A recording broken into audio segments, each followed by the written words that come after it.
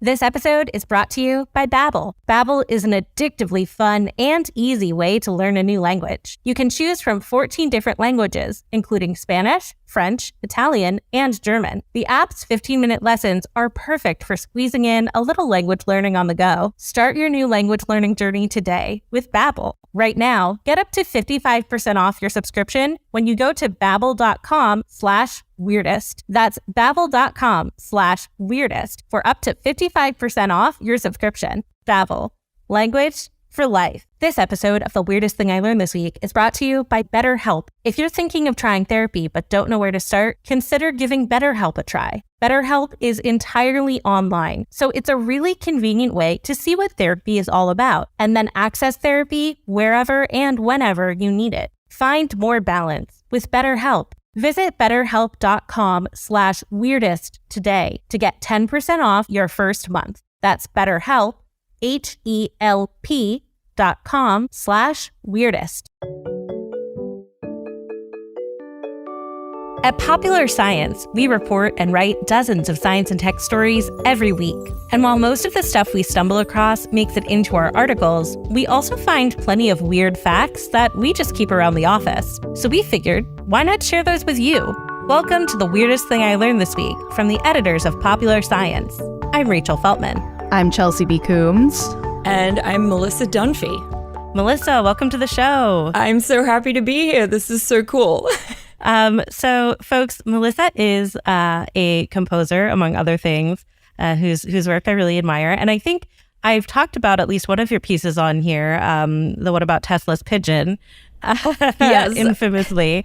But Melissa, why don't you tell your listeners a little bit about yourself and why you are privy to some weird historical information. I see what you did there. I see. So sorry. I'm a composer based in Philadelphia. And so most of my life is writing music, primarily for choirs and vocalists. And I write some opera and things like that.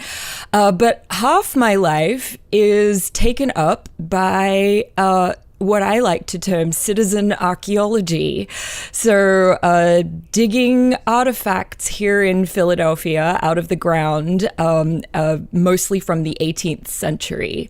So I'm here because my specialty is digging privy pits, which is sort of a euphemistic term for toilets. I spend half my life cleaning human feces off of artifacts and figuring out what they are and why they're here. Amazing. I'm tempted to just ask you to go into the backstory of your privy pit adventures right now, but I think maybe we can save that for when you get into your facts. I have the short version, yeah. Amazing. So let's get into the show. On The Weirdest Thing I Learned This Week, we start with a fact or story that we found in the course of reading, writing, reporting, digging through poop holes, etc., and decide which one we just absolutely have to hear more about first. Then once we've all had time to spin our little science yarns, we reconvene and decide what the weirdest thing we learned this week actually was. Chelsey, what's your tease? Yes. So my fact this week is that a fear of clowns may actually stem from the makeup itself. Oh my. Yeah, I know. I'm always scared when I put on makeup. So, I feel this, anxiety here. All right. I'm a little nervous, but also excited. You should be. I'm not particularly afraid of clowns, but then kind of like when I think about clowns too much, I start to get a little creeped out. I wouldn't list them on my fears. But then when people talk about clowns being scary, I'm like, oh, they kind of are. For me, honestly, when I think of like mummers are mummers are scary. Being from Philadelphia. No. Mummers are a whole thing. So it's I think maybe the reason I don't think of clowns as scary is that I'm like, yeah, but then the mummer clowns is a whole different thing. Wait, what is that?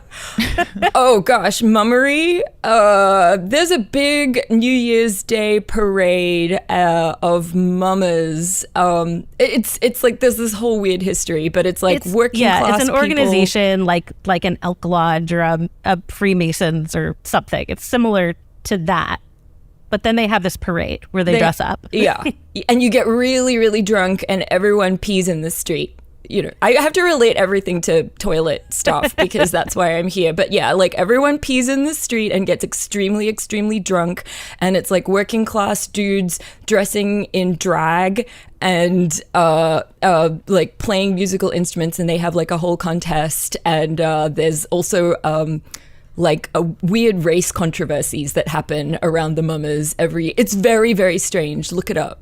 Yeah, it's no. There are many elements of it that sound like it should be right up my alley, but altogether it just has a really kind of a menacing air. But anyway, I'm excited to talk about regular type clowns. Yes. My tease is that I'm going to talk about some insects with a pee-related superpower. So yes. I kind of accidentally also sort of have a toilet fact. So, Melissa, what's your tease? My tease is just a question, which is, why is there a horse in the toilet? Oh. Yeah, no, that's a great question. I've been wondering that my whole life. I'm regretting my policy to never make guests go first, but Chelsey, you can have us. Chelsey, you can kick us off with some clown trauma. I am ready to be scared. We're hitting things off on the right note with some clownery. It's going to be great. So there is a lot of phobia research out there, and in the DSM-5, there are actually 4 of the more kind of common phobias that they include. So that includes animals, such as a fear of spiders and snakes, the natural environment, such as a fear of heights, blood injection injuries, such as a fear of needles, which is one that I definitely have, and then a situationally based fears, such as fear of airplanes. But there is also an other category, and that's where we find the fear of clowns, or coulrophobia, which is a very weird way to say. You would think it'd be like clownophobia or something, but like apparently, we're going with some Latin, roots and everything Greek. Here. Yeah. Yeah, exactly. So despite that kind of like cultural cachet that a fear of clowns holds, and the fact that it's super common in pop culture to reference kind of like a fear of clowns, there actually hasn't been that much academic research into coulrophobia. Because they're scared of it. Yeah, honestly, yes. I think that it's such a frightening prospect that people are like, I'm not touching it. This is not something I'm interested in. I also wonder if, because so much of what determines like what researchers decide to pursue is sort of like what people looking at the grant proposal will take seriously. And right. I wonder if even unconsciously there's like clowns are so inherently unserious that like we're going to focus on arachnophobia instead. Like spiders are exactly. Spiders are like scientific, but like if my fellow researchers see that I'm researching clowns, then it's a short step toward like maybe I'm a clown of a researcher and shouldn't be taken seriously. Right, exactly. And interestingly enough, so this is a study that was in the International Journal of Mental Health. But I think this kind of ties into how they got a grant proposal. They noted that research that does exist has focused almost exclusively on the perceptions of clowns in hospital settings, with virtually no consideration of the prevalence of coulrophobia in community samples. So, they're like, oh, well, we need to find out if the clowns are really scaring the children. I think that's a lot of it there. So speaking of that, in pediatric wards of hospitals, there's often something called clown therapy, which is not what my therapist calls my session, but it's supposed to lighten the mood and decrease people's negative emotions that occur in hospitals. And there's been a lot of research on whether this actually works or not, but there are always cases in which it very much doesn't, with kids refusing to see clowns or crying or showing anxiety when they saw them. In one 2007 study, one healthcare worker said, "I think the clown doctors are wonderful at bringing a little light relief to some scared patients and parents. However, I'm terrified of them. Don't know why, but always have been." And honestly, I can relate to that. So These scientists decided to actually examine the fear of clowns in an international population with the appropriately named Fear of Clowns Questionnaire, which was adapted from the Fear of Spiders Questionnaire, which I'm really glad that exists. Like both of those things, that it's a very specific thing that you want to make sure that you question people about. So the survey questions included a rating system in which people would say how likely they were to have a certain reaction. Like, I would do anything to avoid a clown. It would take me a long time to get a clown encounter out of my mind. If I saw a clown, I would be afraid of it. And if I saw a clown, I would feel very panicky. And I was wondering, on a scale of like 1 to 7, like how likely are you to not be able to get a clown encounter out of your mind? Can either of you give us? I think it's highly dependent on the clown.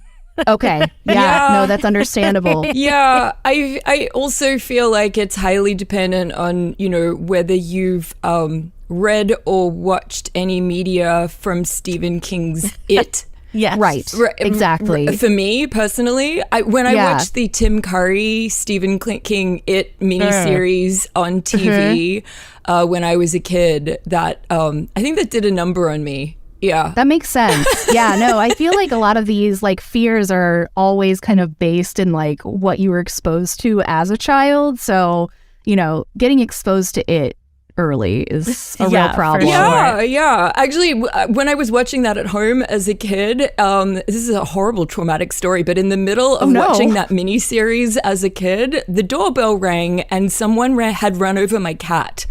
Oh my God. And had come to the door. Yeah, no, true story. It rang the doorbell and was like, I'm so sorry. I mean, it's kind of amazing that they stopped, but they said, right. We've just run over a cat. My cat died in the middle of it. So I always have this memory now of like Stephen King's It will kill your household pet. Well, I think that's Pet Cemetery, but like, very similar concept. It's all confused in my head. Yeah, no, for sure. Well, I'm really sorry that happened to you. That might be partially why you are a little bit afraid of clowns. I just don't like them. I'm not afraid of them. They're a harbinger of doom. Yeah, honestly, they really are. For me, it's definitely like quite context dependent. Like if I were at like an acrobatics show, right, and someone came out in clown makeup and did some clowning, I don't think I would find that at all unsettling. And like if I was on the subway and someone was in a clown costume, I'd be like more likely to find them unsettling than someone not in a clown costume. But if they were just acting like a chill person going to a gig, I don't think I'd be unsettled. But then like someone doing something unsettling or in an unexpected place while dressed as a clown, that's unsettling. Terrifying. Something's wrong. Yeah. Something is very, very wrong. Exactly. No, I definitely get that. My grandparents' neighbor was actually a clown, and she was always very nice. So, I don't really have too much of a fear of clowns except for that kind of like media-based phobia, but yeah, it's very interesting how our childhoods can really influence what we think about them. Totally. So in this study, there were 927 participants who willingly went through the questionnaire about clowns. 27% said they had a fear of clowns, with 5% saying they were extremely afraid of clowns. Mm-hmm. And it's really interesting because more women reported that they were afraid of clowns, and they had a more extreme fear of clowns than men did, which actually follows a similar pattern in phobias just generally. More women have phobias than men do. And there's research out there that kind of looks into why that is, but it's not really a settled kind of debate there. But when they dove deeper into why people were afraid of clowns, most people actually didn't say it was because they had a bad experience with a clown. What's that Simpsons line? A clown killed my dad. Yeah, exactly. Yeah, I'm afraid of Krusty the Clown for sure. Like, Sideshow Bob, all of it is a real problem. And even more interestingly, negative portrayals of clowns in pop culture, like we were just talking about in the movie It, were a much stronger contributing factor. But the strongest factor the researchers found was that a clown's makeup keeps people guessing at what their actual intentions are. So they have this permanently happy face, but that's really concealing whether that person is angry or upset or sad. So the authors believe that being unable to know what a clown is really thinking or what they might do might put us on edge. So it's not necessarily like the pop cultural stuff that definitely affects it, I think. But these researchers say it's because, we look to people's faces to know like what intentions they have, like what are they going to do next? Should I be afraid of this person or this animal, etc.? But clowns are going to keep you guessing with, the happy face they put on. And finally, I just really love this part in the discussion that I think also comes back to that, like, why did we do this study and why did we get money for it? The use of medical clowns or clown therapy necessitates further evaluation in the pediatric hospital environment so that unnecessary anxiety and fear can be avoided. And thank you for saying that, researchers. I would agree. We really shouldn't be putting clowns in environments that they shouldn't be in. So, I wonder if people who are afraid of clowns are also more likely to be afraid of masks. Yes, that is actually part of it. So within the specific kind of like DSM-5 like other category, it's like costumes and mask phobia that clown phobia kind of folds into. So it's very interesting that it's like that uncanny thing. I also feel like this is maybe sort of awful, but when people get a lot of Botox so that their faces don't have expressions on them and you can tell.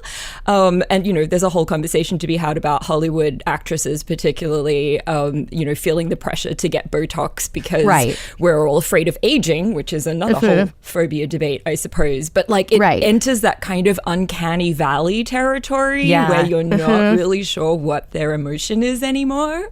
Right. And I think that's part of kind of like that's, why people kind of look at people who may have had like a lot of plastic surgery and they're like, oh, well, that's like really weird. But I think a lot of it stems from, I don't really know what they're feeling right now because they're not having typical kind of like facial expressions that you would expect, et cetera, et cetera. So it's really interesting how much like being able to see a person's face really affects like how you interact with them and kind of, even just like what you think of that person just generally. It's, or what they think of you.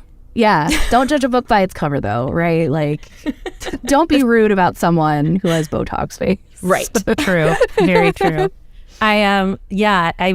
So a while back on Weirdest Thing, I talked about studies on the uncanny valley, which is, of course, related. And I think it's so interesting, like, how primed our brains are to be like, something is slightly off and I'm gonna make it your whole body's problem. Yep. Totally. I don't know what the correct response is here, but I know I should be responding. Right. Exactly. Well, consider me creeped out for sure. Sorry. I apologize to you and all listeners who may deal with coulrophobia. Sorry to trigger you. If you didn't before, maybe now you do. I am very glad that researchers are taking a closer look into the hospital thing because it's so great to be doing things to like diffuse anxiety in kids who have to be in the hospital. And I so don't want a kid to have a panic attack because a clown showed up in their hospital room in an unexpected fashion. So I'm glad they're digging a little deeper into that practice. I agree. God bless them. All right, we're going to take a quick break and then we'll be back with some more facts. This episode is brought to you by Babbel. For most of us, learning a second language in high school or college wasn't exactly a high point in our academic careers. I had the brilliant idea to take Italian in high school, which meant I forgot the years of Spanish I'd taken in elementary and middle school. That was a mistake. Now, thanks to Babbel, the language learning app that sold more than 10 million subscriptions, there's an addictively fun and easy way to learn a new language or brush up on an old one. Whether you'll be traveling abroad, connecting in a deeper way with family, or you just have some free time, Babbel teaches bite-sized language lessons that you'll actually use in the real world. I'm using Babbel to finally dive back into my Spanish studies. My favorite thing about Babbel is that it gives you so many different ways to learn. You can access podcasts, games, videos, stories, and even live classes. And it's great for someone with a hectic schedule like mine, because the app's 15-minute lessons are perfect for squeezing in just a little language learning even when you're on the go. If Spanish isn't what you're looking for, you can choose from 14 different languages, including French, Italian, and German. Plus, Babbel comes with a 20-day money-back guarantee, so you've literally got nothing to lose. Start your new language learning journey today with Babbel. Right now, get up to 55% off your subscription when you go to babbel.com/weirdest. That's babbel.com/weirdest for up to 55% off your subscription. Babbel, language for life. Okay, we're back, and I'm going to talk about insects with a pea-related superpower. This is from a study from February, and I've seen it around a bit, and I was like, I think this is going to be awesome, and sure enough, I loved every second, so I'm excited to share with you all. So, glassy-winged sharpshooters, they are not exactly the most lovable bugs, however you feel about bugs in general.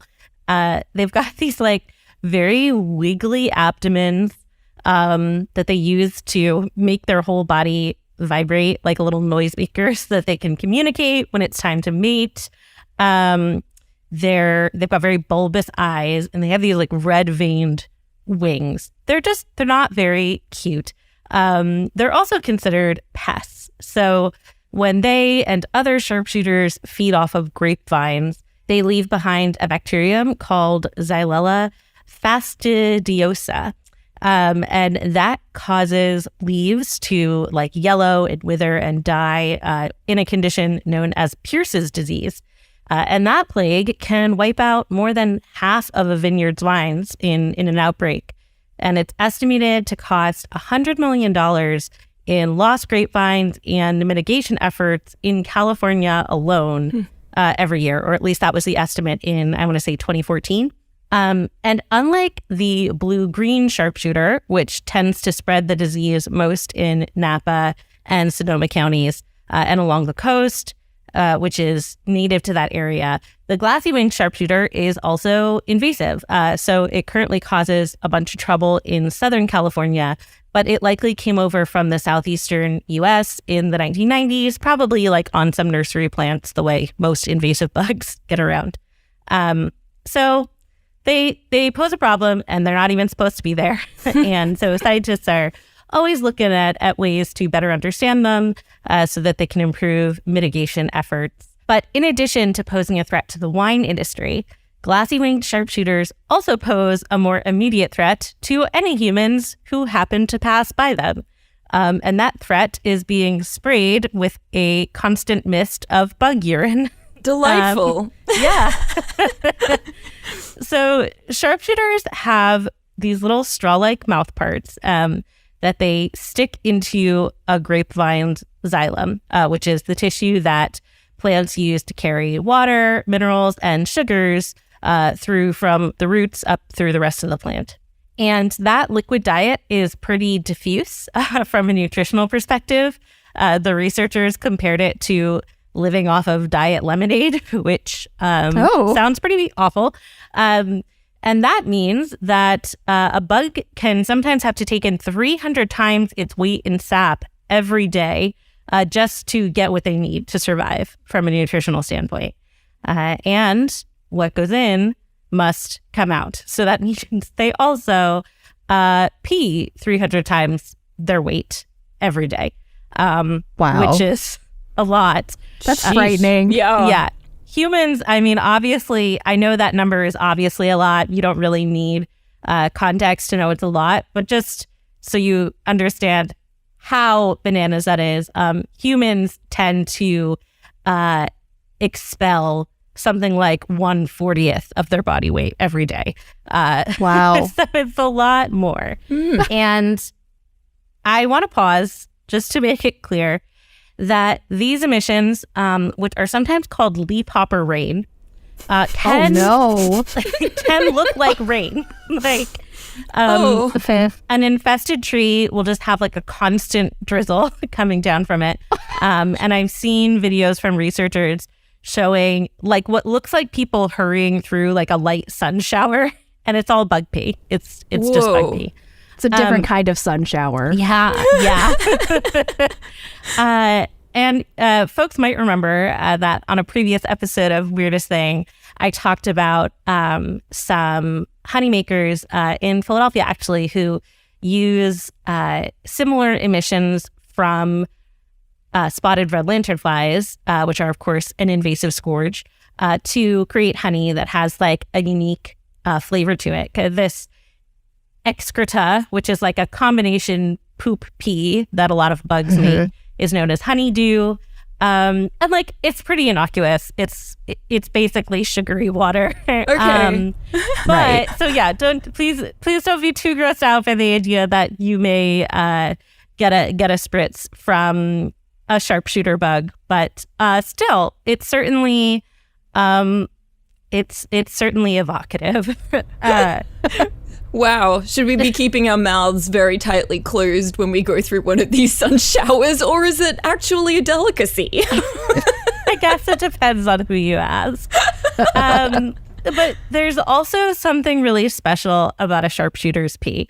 So first of all, their close relatives, cicadas, also drink tons of sap to satiate themselves. But those larger bugs let out pee in a stream, like many animals do. Researchers from the Georgia Institute of Technology got curious about the fact that sharpshooters, though they do have to pee like a lot, let it out one drop at a time.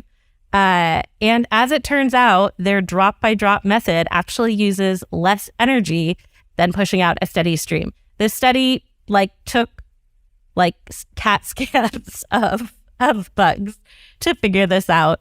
I love science. Yeah. So beautiful. basically, again, back to that diet lemonade comparison. Imagine if you had to spend as much energy as it would take to get your daily nutritional needs from that kind of low nutrient liquid. You wouldn't have any energy to waste peeing. You really need the most efficient pee possible. And that's what this bug does. And it's all thanks to something called an anal stylus, or as the researchers involved in the study called it, a butt flicker. So those are both excellent names for metal bands. Yes, yeah, absolutely. Yeah. It's my new band, Anal Stylus. Yeah. Check out our EP, Butt Flicker. Yeah. Butt Flicker is our first EP. Yeah. So this little stylus, the little butt flicker, it's just a little, it almost looks like a little stinger off the back of the bug, though that's not what it is. And it rotates back when the insect is ready to go. And that provides room for them to squeeze out a little droplet of liquid. Scientific American likened it to a balloon growing out of an air pump, which I think is spot on. Unexpected clown tie-in, now that I think of it. True. And so once that droplet has swelled and formed, the stylus then rotates back even further, and it launches the droplet like a flipper on a pinball machine. It's effectively a spring and lever, like a catapult, and it can accelerate more than 40 Gs, which is 10 times higher than the fastest sports cars. So already very impressive. Wow. And it gets even better. So when the researchers, who, by the way, were figuring all this out with high-speed, high-res cameras looking at, dozens of peeing insects, when they measured the speed of the droplets and the styluses themselves, they found that the liquid actually moved 1.4 times faster through the air than the stylus flicked them. So they think that this is the first natural example of something called superpropulsion, which is this idea that's only been demonstrated in synthetic systems before, where an elastic projectile gets an energy boost thanks to the timing of its launch. Sort of like a diver doing like a perfectly timed jump off a springboard that like helps them optimally rocket into the air. Basically, it's like this thing is traveling faster than the launcher that emits it. And this is the first time we've seen that in like an animal. It turns out that the stylus compresses the droplets, which allows the water to store energy in the form of surface tension. So basically, water molecules inside a droplet really want to stick to each other more than they want to stick to like anything else they come into contact with. So the surface of the drop acts like a flexible membrane. It'll spring back into the smallest possible area to keep those molecules close together. So it's kind of elasticy. And with the right timing, that can give you a super powered launch. And I will include a video to this at popsci.com/weird. So when are we going to weaponize this into like super soakers that launch water balloons at our siblings or whatever? So that's a great question, and the researchers hope soon. They think that, you know, studying the mechanics of these like sharpshooting whizzes could help us develop more superpropulsion in mechanical devices. For example, so like something like Apple Watch's water lock, which already works to kind of like push water out of a device. The researchers are saying, you know, we could kind of harness these principles to make something like that more effective by having it like truly shoot the water off of the electronic components. Or you could design like a nozzle or a spray bottle or a water gun that's like more efficient at, you know, sort of launching the liquid away so that stuff doesn't get stuck to the nozzle, or as the case may be, so that it more effectively hits your siblings while you're having fights in the yard. And yeah, they were able to like reverse engineer the phenomenon using vibration from speakers to get water droplets to spring up at high speeds. So they've already taken steps to sort of like apply this to, human devices. And yeah, they're like, this is a great example of curiosity-driven science really having impacts you can't possibly imagine when you're starting out. This started when one of the senior study authors, Saad Bamla, who's a biophysicist at the Georgia Institute of Technology, just like saw some of the insects and was like, there's a quote from him in Live Science saying, "I saw these insects peeing once and fell in love."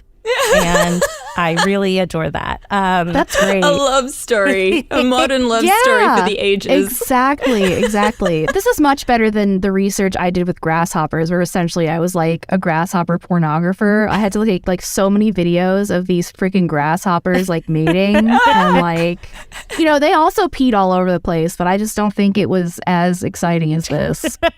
We have so much to learn from insect peeing capabilities. That's it's amazing. True. Well, and just to like underline how impressive this mechanism is. So thinking about like the relative size of these creatures and the droplets they're flinging and like the viscosity and the speed of the droplets.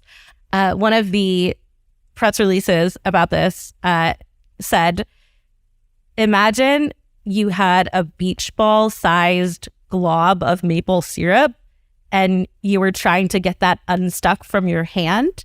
That's what they're doing at scale. Wow. So pretty incredible stuff. Yeah. And all in the name of just pee it as much as possible without doing too much work. But yeah, I love this study, especially because, like the study author said, it was purely driven by like curiosity, and it could have like actually very cool, even commercial applications. So support basic research and agreed bug pee research. And bug you pee never know. research. Okay, cool. We're going to take a quick break and then we'll be back to find out why there's a horse in the toilet. This show is sponsored by BetterHelp. It's easy to get so caught up in taking care of other people that you forget to spend time on yourself. Supporting other people is amazing, but it's easy to spread yourself too thin. If you're feeling burned out, it might be time to give therapy a try. Therapy is such an important tool in my life, and it has been for a really long time. Therapy helps me to be the best possible version of myself, and it reminds me how important it is to make time for my own needs and feelings. If you think you want to try therapy, but you're feeling a little overwhelmed, BetterHelp can be a great place to start. BetterHelp is entirely online, so it's super convenient. You can start therapy entirely on your own schedule. You won't have to spend time scouring the internet for a good therapist either. Just fill out a brief questionnaire and you'll get matched with someone that BetterHelp thinks is a good fit. If you and your therapist don't click, you can switch therapists at any time for no additional charge. Find more balance with BetterHelp. Visit betterhelp.com/weirdest today to get 10% off your first month. That's BetterHelp, HELP.com/weirdest. Okay, we're back. Melissa, tell us about your privy pit fact. Okay. I should give a little background as to why I'm even talking about privies. Please tell folks who have not listened to your podcast, by the way, which you should also tell our listeners about. Yeah, but please tell us why privy pits. Okay, so as I mentioned at the top of the show, I am in fact a composer, and in around, cast your mind back to 2014 to 2016, I was finishing my PhD in music composition at the University of Pennsylvania. But simultaneously, and I'm going to drop a lot of WTF things in this next sentence, which I'm not going to explain in detail, because if you want the detailed version, you can go listen to my podcast, which is called The Bog House, BOGHOUSE, wherever you get podcasts, blah de blah. But around the same period, my husband Matt and I bought a magic theater from a pedophile here in Philadelphia and accidentally discovered 2 archaeological features underneath, which turned out to be privy pits or toilet pits from the 18th century, filled with artifacts from around the period of the Revolutionary War. We, as I like to tell people, if you want to become an expert in a topic that you don't know a whole lot about, a really efficient way of doing this is to be getting a doctorate in a completely different subject. Because if there's one thing that doctoral candidates love doing, it's procrastinating the actual research and work that they're supposed to be doing by diving into a rabbit hole or poop hole, as the case may be, about something completely different. My poor advisor, he retired after I finished my PhD, and I swear part of it was that I just kept coming into my meetings with him, and he'd say, "What work have you done?" And I'd say, "Look at all of this work." And he'd say, "That has absolutely nothing to do with what you're supposed to be doing." It's the same with writing a book. If you will write more than you have ever had the creative energy to write in your life, when you have a contract to write a book, and it's just that none of what you write will actually be for the book that you're getting paid to write. That's my experience. 100%. My PhD took 2 full years longer than I meant to take, because instead of writing music and doing musical research, I was lovingly cleaning each artifact that came out of the archaeological features under my home, and then doing a ton of historical research, trying to figure out what these objects were, what their context was, who were the people likely to have put this stuff under our house, and why is this stuff in our privy. So among the objects that we found, among the artifacts that we found, were thousands of pieces of ceramic, thousands of plates and bowls and pots and glass bottles as well. Also animal bones. We found a ton of animal bones, mostly animal bones that had clearly gone through the cooking process. Like, you could see knife marks on them, you could see chop marks on soup bones and things like that. But one of our sort of, most sort of visually impressive finds, I guess you could say, is we started pulling out pieces of a whole horse that was down in the privy, a whole horse jaw. We have the entire lower jaw of a horse. And, it sort of set us out on this path of wondering, why do you put a horse in the toilet? Like, what is going on here? Why does that happen? How many things have to go wrong in your life for you to find yourself putting a horse in the toilet? Yeah, it's just the process of like, put a horse down the toilet. And it all kind of relates back to something that we don't have to think about a whole lot in the 21st century, which is, where does all the poop and trash go in our lives? Right. In the 18th century, hardly anybody has plumbing, and they certainly didn't have trash collection where we can just stick stuff out on the sidewalk and nice people come and take it away forever and it's gone. And instead, they had to figure out what to do with all of the piles of trash that they generated in their everyday lives. And a lot of it went down the toilet. I will talk a little bit about, what happened to the trash that went down the toilet as well. There was a job, which I guess you could equate to modern day garbage men, which is night soil men, which is a whole other thing that I'm going to talk about in a second. But there's this thing where, around about this time, of course, we don't have cars. Everybody has horses to get around. What do you do when your horses die is a big question, because if there are a lot of horses around, some of them are going to come to the end of their lives and some of them are going to die. What do you do with a dead horse? Yeah, in a city, I would say that's a real problem. Right. Some people do eat horses and that's fine. But also this horse jaw that we have that was in our toilet was almost certainly from quite an elderly horse. You can see from the way that the teeth are ground down that the horse was quite old. There are some services that would take your horse away to turn into glue or gelatin or something like that. But if the horse guys, I don't know, took a couple weeks off, or you're left with this rotting carcass of a horse, and it smells pretty bad, and so does your toilet. So why not combine the two worst smells and end up throwing your entire horse down the toilet with all of the poop that you put down there too. My husband actually did some research where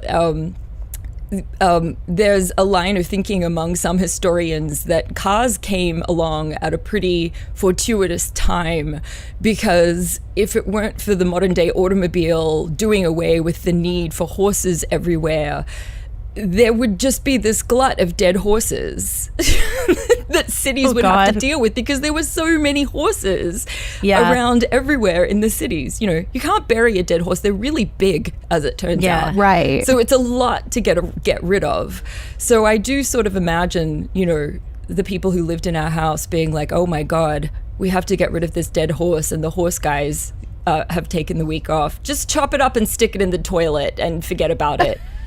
And then, can you imagine going to the bathroom with a horse head? It's awful, right? Yeah, it's a real surprise. Yes, which I've now, in the course of all of these wild things that have happened to me since becoming a citizen archaeologist, I think become probably Philadelphia's preeminent public expert on 18th century toilet and toilet habits and things that went down the toilet. One of the questions that I also had to ask when I was excavating thousands of artifacts from the 18th century was why is there so much stuff down the toilet, particularly all of these ceramic objects that we have? Because initially people would say, well, of course you would put trash down the toilet. But I always ask the question, but why so much? Like, how many plates have you broken in your entire life? Right. Right. And it turns out, it's another weird little factoid that I never thought about until I entered this weird world of archaeology.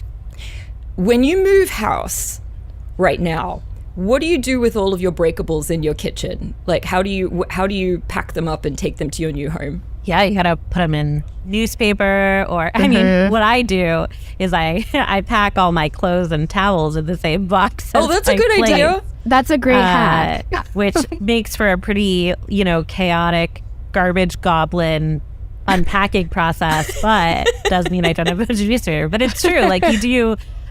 You need some stuff to keep them from breaking. You do. Right. And back in the 18th century, there are no cardboard boxes. There's no bubble wrap. The newspaper is really expensive, actually. You wouldn't just have tons of spare paper that you could pack everything in neatly.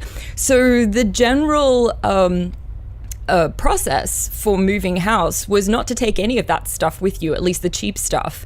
You would just throw your entire kitchen's worth of breakables into your toilet. And it's then like move out weekend at NYU. Right. Yeah. Yes.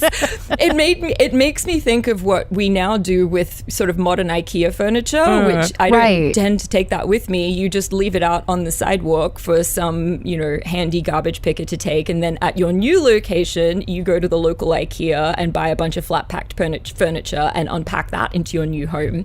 Similarly, in the 18th century, there were sort of potters in your neighborhood that you could buy new stuff from, new plates and bowls and platters and things like that. So you would, throw all of your stuff in, go to your new home on the cobblestone streets with the wagons that had no suspension, where all of your stuff would break if you tried to take it with you. And then at your new location, you would find the local potter on your block and have them make you a whole bunch of new kitchen stuff.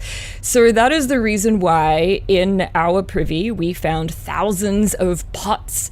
Many of them clearly were whole when they went in. We're not sort of smashed in a drunken stupor or broken by butterfingered, house servants or anything like that, but just thrown down in the privy. Disposable material culture is not unique to our society. It's been going on for a very long time. But the beautiful thing is that all of that trash, which was stuff that nobody cared about in the 18th century, is now stuff that I am spending half my life putting together and researching and lovingly displaying all over my home and using it to sort of connect to experts all over the world and, have entered this whole new world of being really interested in what ordinary people in the 18th century used in their everyday lives. It's been a really exciting journey. That's super so cool. Yeah, no, I mean, I've always wanted to live in an older house. And you know how you'd watch an HGTV show or whatever, and we found this letter behind this panel in the wall, but it's no, I just have a giant crap pit. Yeah. And I've found, amazing finds. I love that. Yeah. I never stopped to think about this before I embarked on this weird accidental journey, which is that if you live in a city on the east coast of the United States that has been settled for a long time, the ground is full of these shafts, which essentially become time capsules to an earlier period. Right. They're everywhere. They really are everywhere around Philadelphia. They're in New York a whole ton as well, and even down to cities in the South. We just got really lucky in that our property was not particularly developed for the last century or so. So our 2 toilet pits that are underneath our building were pretty much untouched during that whole period. Wow. So yes, we entered this whole world of archaeology, which can be kind of controversial sometimes, actually. There is a view among some archaeologists that we, being untrained archaeologists, should not be excavating these privies. That there's actually, I think the term is privy pirates or looters who go around digging privies looking for treasure. But from our perspective, I'm we're not looking for treasure. We're just really curious. It's that curiosity thing again. Right. And I have, enough, I guess, academic training to be doing as much research as I possibly can on the most responsible way to look at these artifacts and to learn about these artifacts. And so, luckily, the professional archaeologists have not come for me. They've actually been very supportive.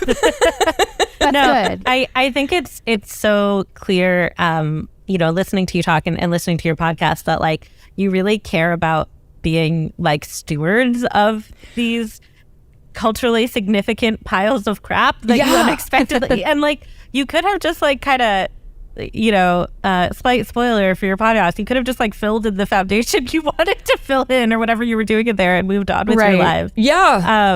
So I think it's really cool. Instead, we went on this big journey. But, it's like a question for all of us, including your listeners, which is, think in America, we have a tendency to, when we buy a house or move into a new property, to not really think too hard about all the people who've lived in that space before us. I don't know whether this is an artifact of colonialism in some ways, where we don't really want to think about how the land became our land. Totally. But I think that there's something really valuable in exploring who lived here before. How did this land come to be my land? It gives you this sense of responsibility in two different areas. One is, thinking about that cultural stewardship of, how do I fit in historically into this picture? But also it's really made me think about my own environmental impact on the world as well. What are the things that I'm leaving around for future archaeologists? Totally. And as I researched the kinds of people who lived on my property, which has been a really fascinating study, I've been lucky enough, Philadelphia being a city of journalists and lawyers and Quakers and the kinds of people who write everything down. We've been able to find out names and biographies and learn all about the people who've lived in this property before us. And in many cases, I've been sort of judging them for, I don't know, having slaves and having arguments with... Fair enough. Yeah, but it makes me wonder, what will future generations judge me for if anybody cares to, discover what I've left behind, Yeah. Too many pairs of shoes. Yeah. No, exactly. That is like extremely profound and something I think we should all spend more time using on. It's funny when you were at the beginning, when you were talking about, sort of the like menacing nature of like throwing a horse down the toilet and how bizarre it is that like you just lived with the horse being in your toilet because that was the best scenario. There is something, I think, like kind of awful about how disconnected we now all are from our trash. Right. Not kind of awful, like definitely awful. And I know this is not like a new hot take. Many environmental researchers and ecologists and refuse experts have been saying this for many years. But like, it was way like more responsible for people to just have to deal with the horse being in their toilet. Because like, that's your horse that you like, that horse is part of your carbon footprint. Yes, so it should horse. be rotting in your toilet. Yes, and it's your poop as well. Yeah. Like you have to think about where your poop goes and what that's doing to the earth, because it's doing it to your earth as opposed to the river or the ocean or the sewage treatment plant outside of the city. It's like right there, and you have to go to the toilet above it all the time. I think about this constantly, actually, when thinking about privy research and what it was like going to the toilet in the 18th century. A real adventure, I bet. I mean, can you imagine? The other artifact that we find a ton down privies are pipes and pipe stems, so tobacco pipes. Oh, yeah. In fact, Smoking we dug on the a toilet. Yes. Well, we dug a privy next door. It was sort of fascinating. There were maybe 24 pipes that were all by the same maker and were sort of intact almost. So I'm imagining, there's probably a man, but who knows, who only liked one type of pipe, but seemed to smoke them almost very regularly on the toilet. And I've tried smoking a pipe. It to me is not the most pleasant thing. And, tobacco use certainly has been demonized in our society quite a lot. But going to the toilet in the 18th century with all of those rotting horse plus poop plus, diseased bacteria smells, I think I would have taken up pipe smoking on the toilet pretty seriously. You need some stronger vapors, Yeah. Not to mention the fact that some of these toilets were communal. So they were big enough that you would have more than one sort of hole, and neighbors would congregate in these outhouses and sit next to each other while pooping. This is why Philadelphia has such a unique neighborly bond. It's it's a city of vibe you don't find anywhere else. The brotherly love of sharing a toilet bench. I can't even poop next to my husband, let alone I don't think most people could. I think my neighbor across the street. It's become a very private thing. But yeah, it's funny to think about how recently that has become like a private matter. Yeah. Right. I would definitely also be smoking a pipe. Like I would try to buy tobacco that had the most smoke that came out of it. Create a little just in case of you're sitting on the toilet having your usual toilet time and suddenly your neighbor from across the street opens the door and is like, "Oh, hi Melissa, you here too?" and then sits down next to you and starts pooping as well. I would immediately be like smoking up a storm to create just a little screen. The like meme of guys at a urinal and like someone taking the one next to them even though there are like other ones open. I feel like that is like 100 times more like, that neighbor who always sits right down next to you at the privy even when the whole bench is empty. Yep. Yeah. Terrible vibes. I feel like sort of like similar to like a Marie Kondo or a like Swedish death cleaning book. I feel like there could be a book that's like, live your life like everything has to go down your privy pit. You know?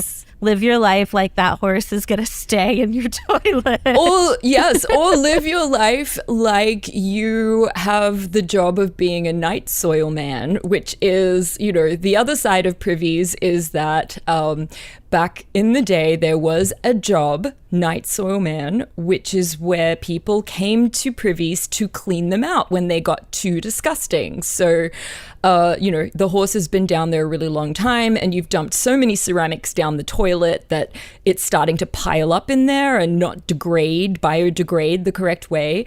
So I often think of this as sort of the inverse and more disgusting form of chimney sweeps. So they would lower a small person, maybe even a child, down into the privy pit with a bucket and pull buckets of sewage and trash out of the privy and then load them on the world's foulest smelling wagon and then sell that sewage as fertilizer to farms and areas that would take the sewage. In England, actually, there are lots of land which were privy dumps, essentially, places that the night soil men would come and offload the sewage. And on some of the houses that have been built on these properties, in their gardens are full of pottery sherds, little bits of artifacts that came out of other people's privies with the night soil being the, euphemistic term for the poop that went down into the toilet. You can sort of do small archaeological excavations on these sites and guess where the night soil came from. But I just often think about, what a job that must have been. How would you do that without, like, I don't know, like passing out from the smell? I guess, on the bright side, everything smelled bad everywhere all the time. That's true. So I think they were probably well paid, maybe. Yeah. Like for what they did.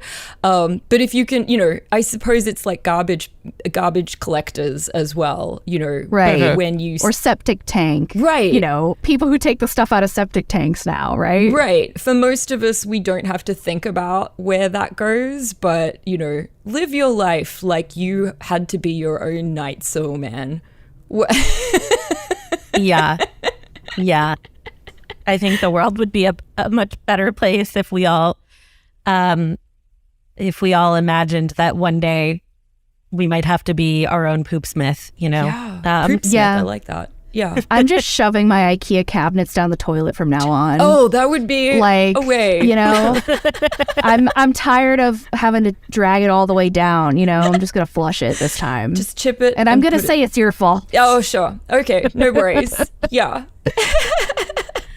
That was so good. What was the weirdest thing we learned this week? For me, it was the privy. It's got to be the toilet for me. Yeah, it's got to be the toilet for me. It was such a ride. You say that to all your privy digger guests, I'm sure. Yeah. Melissa, thank you so much for coming on. This was wonderful. Remind listeners what your podcast is and where else they can find you. Yes, you can find my podcast. You can Google Boghouse, Boghouse. It's an 18th century term for the toilet, and we're available wherever you find podcasts. I swear a lot more on my podcast than I did on this one, as you can perhaps tell from my accent. I'm originally Australian, and for Australians, swearing is like breathing. So maybe don't listen with your toddlers in the car if you don't want them to pick up F-bombs. But if you just want to hear me get very, very excited about 18th century history and archaeological artifacts, tune in. Who wouldn't? I mean, it's so exciting. The Weirdest Thing I Learned This Week is produced by all of our hosts, including me, Rachel Feltman, along with Jess Bodie, who also serves as our audio engineer and editor extraordinaire. Our theme music is by Billy Cadden. Our logo is by Katie Beloff. If you have questions, suggestions, or weird stories to share, tweet us at weirdest_thing. Thanks for listening, weirdos.